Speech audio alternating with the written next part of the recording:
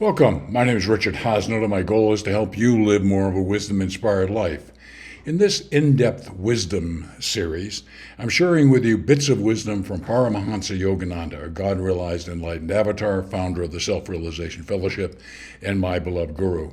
Now, I not only share bits of wisdom, but I also then go into how you can start living these bits of wisdom with very specific recommendations for your consideration.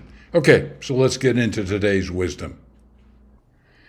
Today's message from Yogananda is simple but extremely powerful as I share with you some of the benefits that are associated by living this wisdom.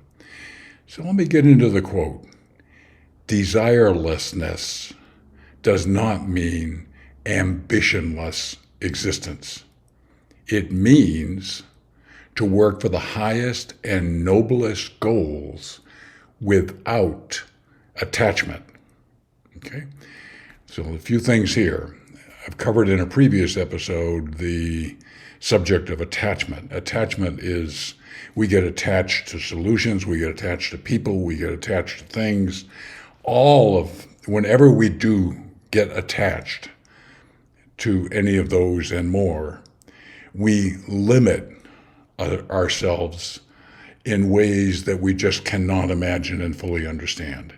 If we get attached to a solution, it means that we've decided and we close out other possibilities. I don't need to think about this anymore. I have the solution. I'm attached to this solution. Well, unfortunately, there's a very, very small percentage of people who get attached to a solution that is a fully robust and wonderful and expansive and flexible attachment. These things, we get attached and we close our views. We get attached to people, either liking people or disliking people. It limits us in major ways, okay? So what Yogananda is trying to say here is that if we don't have desires, it doesn't mean that we're not ambitious, because we can be, okay? What it does mean is to work for the highest and noblest goals without attachment, more of an open approach to life as opposed to a closed approach to life. Okay, so I could go into this a lot further, but what I want to share with you is the powerful benefits that come from living this wisdom, okay? First is freedom from suffering. Desire is often associated with attachment, and attachment can lead to suffering. When all of a sudden we find what we're attached to isn't what we thought it was going to be, it fails us for a variety of reasons that, quite frankly, probably could have been anticipated. When we desire something intensely, and we become attached to it, we create the conditions for disappointment, frustration, and discontentment. Conversely, when we are desireless, the chances of those go down dramatically. So freedom from suffering.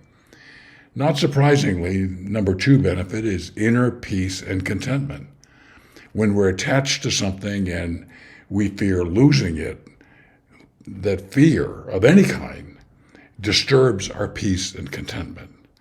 When we're okay with letting go, okay, because there is a time to let go, there's a better option available to us, whatever the reasons are.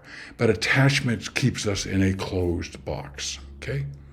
Next, not surprisingly, the converse of that is reduced stress and anxiety. Attachment and desire can often create stress and anxiety as we strive for what we want or worry about losing what we have. The fear of losing what we're attached to is a very frequent form of fear, and that fear in a life of any kind is not going to help us live more of a wisdom-inspired life. By practicing desirelessness and non-attachment, we can alleviate these negative emotions and experience a greater sense of calm and tranquility. Fourth, and not surprisingly, it kind of builds on this, is enhanced spiritual growth. Desireless and non-attachment are considered essential by the wisdom traditions for spiritual growth. By letting go of our attachments to worldly possessions, relationships, and outcomes, we create space for spiritual development, self-discovery, and connection with something greater than ourselves. A lot of the attachment process is all about ego. And as I've shared with you in other episodes, eventually along the spiritual journey, we need to find a way to let go of the ego controlling our life and let the soul, that spark of divinity, guide us through life. And lastly, embracing impermanence. Desireless and non-attachment teach us to accept the transient nature of life. All the things that we're attached to when we take the last breath just go away. We're no longer attached. Everything is subject to change. And when we let go of attachments, we can embrace impermanence with grace and equanimity. Okay? So lots of benefits from this simple quote. And again, that quote is, desirelessness does not mean ambitionless existence. It doesn't. It means to work for the highest and noblest goals without attachment. As always, I deeply appreciate you watching these episodes, and I look forward to reconnecting with you soon.